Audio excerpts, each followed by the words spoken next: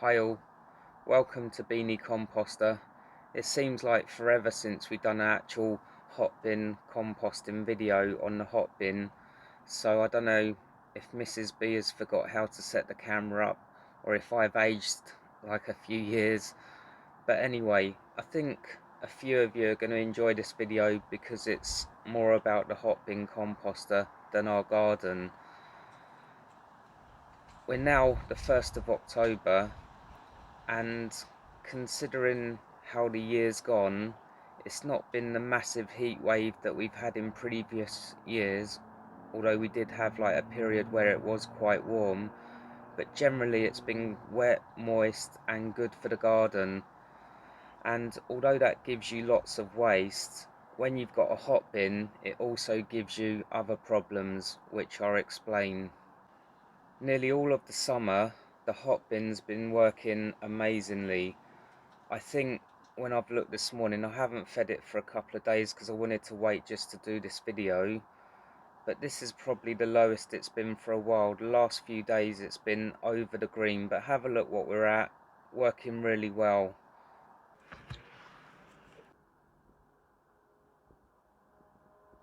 With the warm weather that we've had plus the rain, it's been a constant battle in the garden, so always cutting the grass.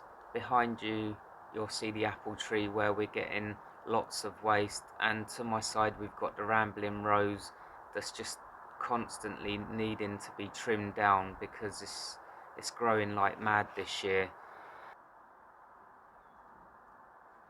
When you accumulate a lot of waste, if you've only got a hot bin to get rid of it in, it actually becomes quite complicated. If you're like me and you don't want to get rid of any waste apart from putting it into your hot bin, then you've probably stored quite a bit of waste, and today I'm going to show you how I manage the hot bin with old waste that will always break down naturally and produce sort of water. And I just want to show people how I manage old waste that I'm storing into the hot bin. I've got a shed full of waste still in here. Some of it's from the summer. Not only have I got that, I've also got 2 dustbins filled up, so I'll show you those. So in this dustbin here, Mrs. B's got some shop brought compost that we just keep in here completely out of any way of any slugs and that, so that's in there just for her seedlings. And down below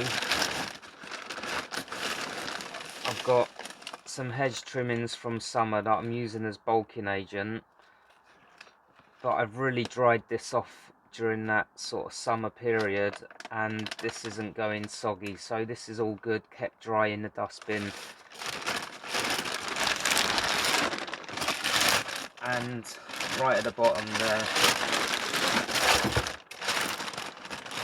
there's another load of it as well, so plenty of bulking agent. And in here you'll see straight away where you get moisture on like some of your waste, which isn't ideal. But this is, if you've been following our videos, this is the plum tree that we cut down and shredded, so I've had to store some of it in here. A lot of it's dry, but like I say, if you can't keep it watertight and you get water in there, then it is going to start to sort of rot down, and it's quite complicated when it goes to putting it into the hot bin.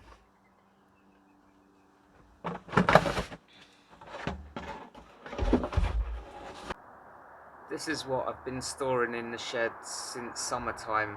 I'll show you closer up of what's going on in each individual one. So in here we've got the rambling rose that we cut down and shredded it up in the shredder, and this has just been sitting in the shed. I've not really used it because I've just accumulating so much waste over time that it's just impossible for me to get rid of it all at the moment. But as you can see here, it's right underneath where it's, I thought I dried quite a bit of it out, it's actually gone quite wet, so we're talking you know, clumping together and really wet. So even with dry stuff, when you put it into a container, it might seem dry, but over time you are going to get moisture come out of it. And this is what I'm saying about when it comes to storing waste and using it in your hot bin. Just be careful what you store your waste in, because if you store stuff like this into bags or containers that have got holes in and you leave it at the back of the shed, eventually you will get moisture in it, and if that leaks out over your shed floor, you're not going to be best happy.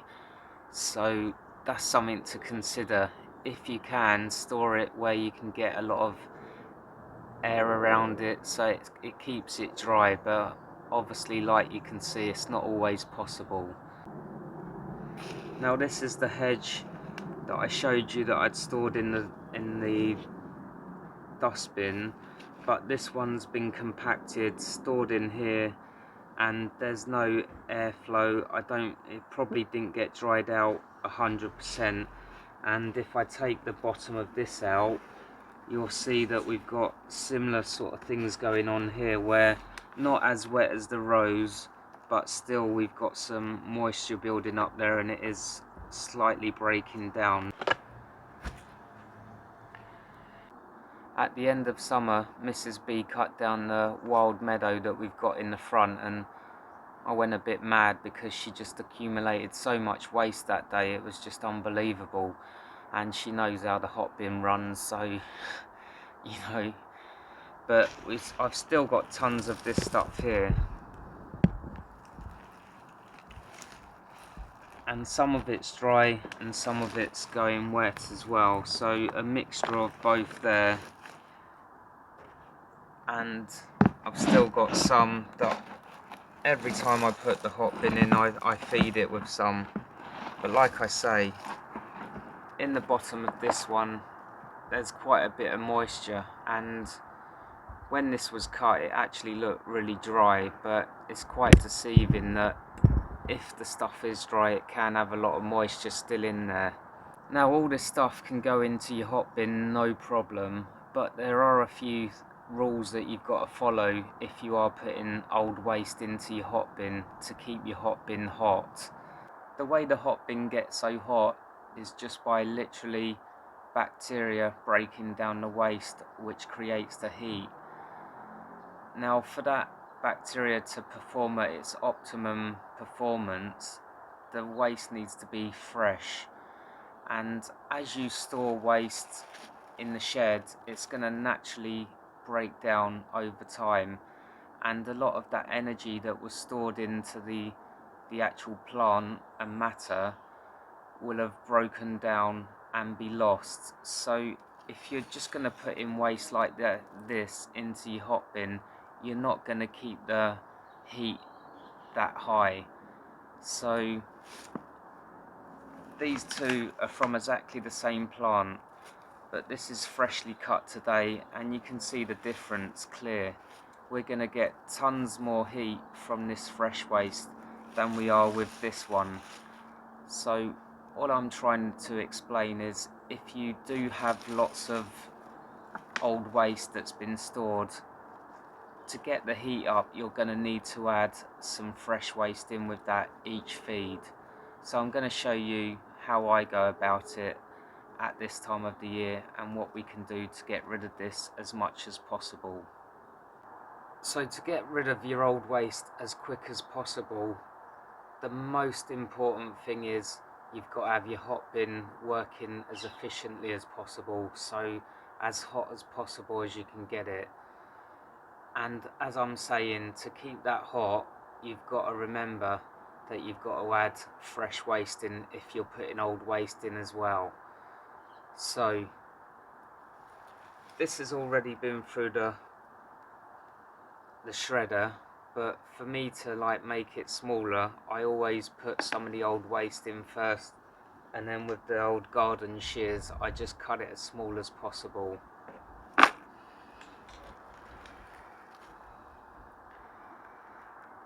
And if we're adding wet stuff in there, that's not going to matter too much unless it's completely drenched in water, which you'd have to really drain that off and try and dry it out. But if it's just a little bit of water, then don't worry too much.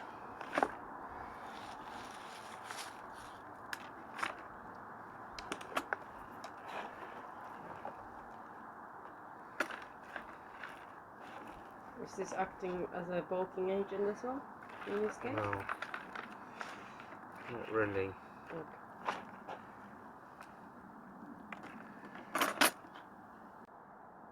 So even though this has gone through the shredder, I've put half a bucket's worth in there, but if I actually chop it up with the shears, you'll see it'll actually reduce its size by quite a bit.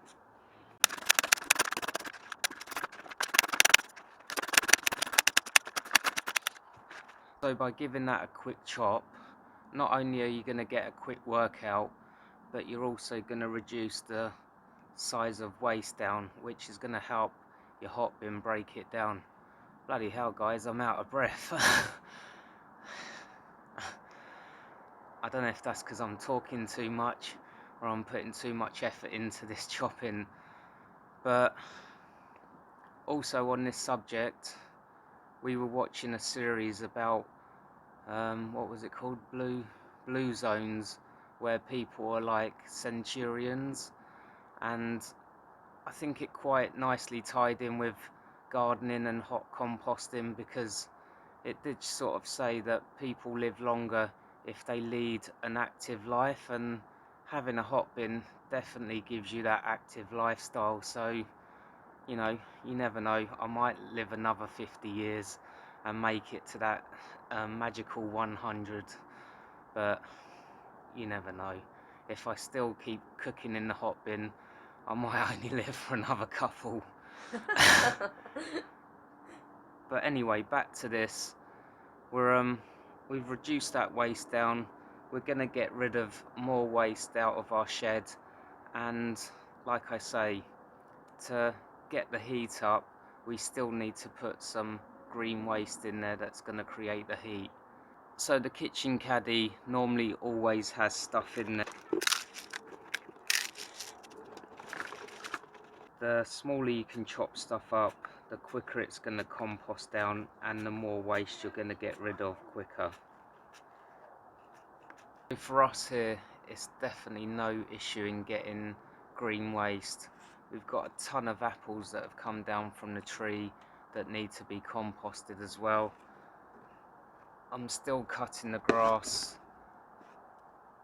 and around the garden I've just cut these two branches off the rambling rose, and I could get probably another 10 or 15 more. So for us, like I say, there's no issues getting green waste for the Hotbin, but it might be a little bit different for you. You might have had a ton of stuff in one go during the summer that you've been storing in your shed or your garage or even outside, and then come this time of the year you might not have too much waste to put in your Hotbin.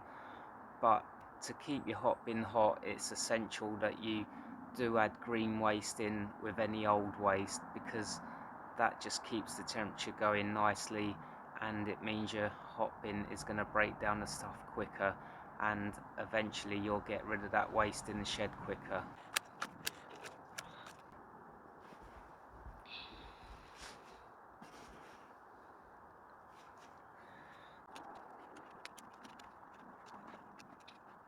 Now, as always, although the stuff at the bottom looked like it was bulking agent, it's kind of broken down quite a bit, and as I've got the bulking agent from the plum tree that we cut down, I'm going to add in a few handfuls of that as well.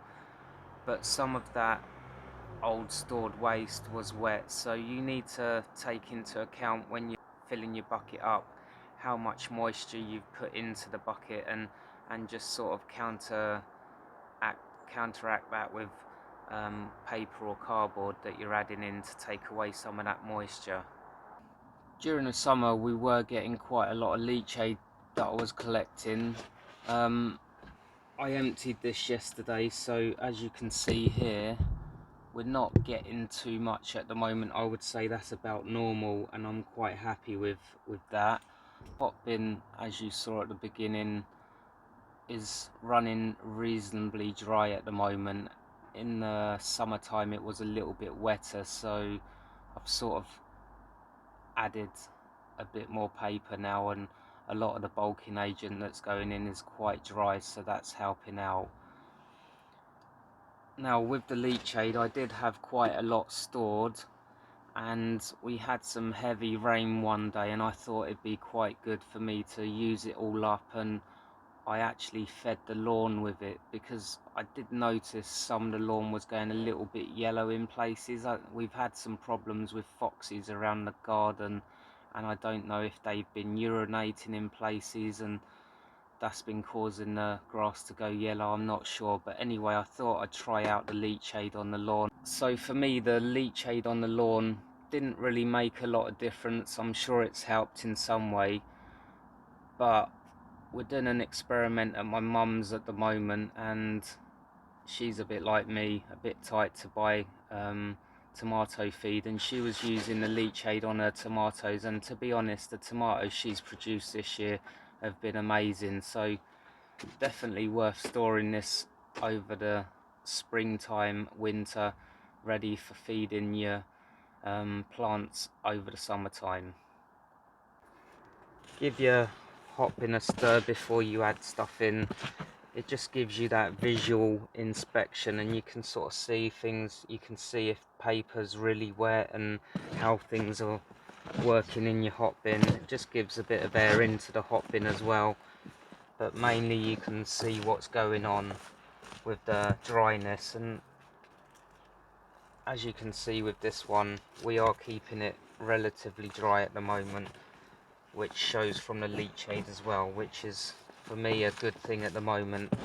As we're approaching winter, you don't want it to be really wet, because you're going to have problems trying to sort it out and dry it all out if it goes anaerobic.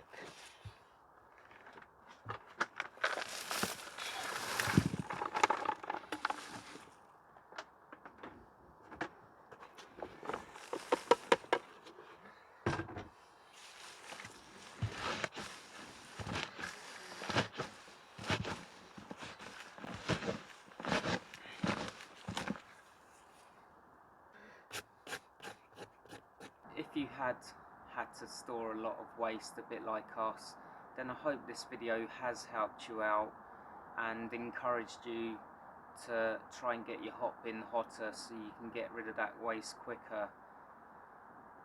A few simple things and a few tips there. Just if you are storing your waste, just be mindful that you're not going to store it in containers where it's just going to create loads of water and start leaking and messing up your sheds, things like that, because obviously that's not great. But simple science, just make sure you're adding extra greens to that old waste so you can keep the heat up. If you haven't been watching our videos, we did one on cuttings, and these are the cuttings that we done in the video, which was about cuttings, and they're doing really well now. It's getting to the end of the year, so they're not going to grow fantastically, you know, amazingly now, but for next year they're going to definitely be fine. And these are some of the ones that we done earlier in the summer, and they're doing really well. So I bring these indoors over the winter.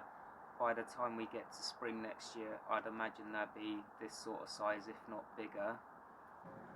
One thing I am getting into at the moment is the carnivorous plants, and we've got the Venus flytrap there that it flowered and then it started to die off. There was no of the actual fly-eating traps on there. That had all died, but they've come back really well.